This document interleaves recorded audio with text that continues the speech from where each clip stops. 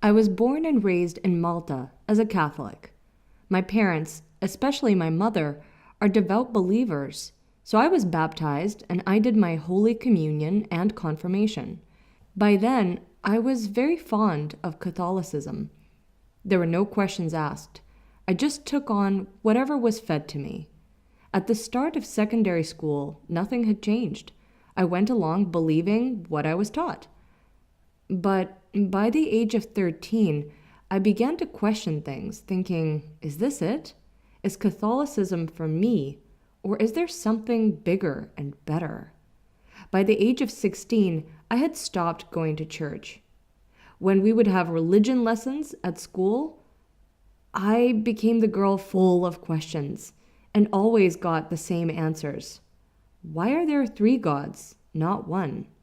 Why can't we read the Bible? Why do we acknowledge only Jesus, but not the other prophets? Why did Jesus have to die for humanity when humanity commit worse sins? And pretty much always the answer was the same.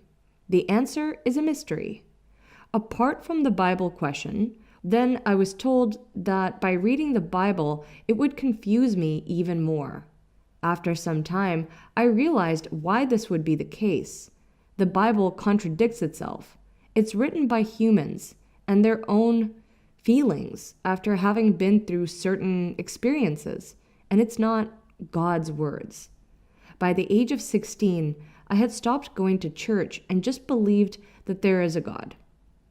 At 18, my faith took a big blow. I found out that the priest we had at secondary school was accused of pedophilia. The worst part of it all was that he was caught in the 80s, and instead of bringing him to justice, the Maltese bishop had sent him to Canada. After he was caught once again for pedophilia in Canada, he escaped, and when he returned back, the bishop in Malta put him in a boys' institution. That was the last straw for me. I didn't want to believe in a religion that didn't condemn these things.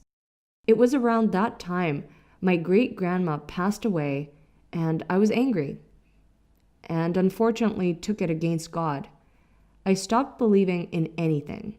Back then, my friends didn't believe in anything either, so it was an easy thing to do. When I was 19, I met my current husband.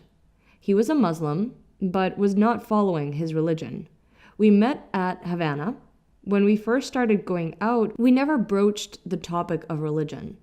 He knew I wasn't a believer, and I knew he wasn't practicing his religion, so we just left it at that.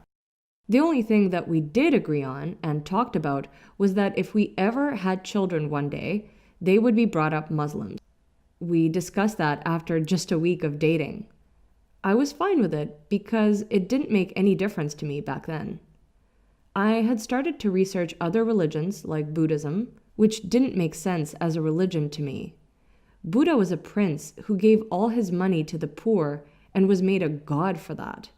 I also looked at Hinduism, a religion with over 200 gods. It was too confusing. Then I looked into different forms of Christianity, but it was all pretty much covering the same ground I had learned about as a child.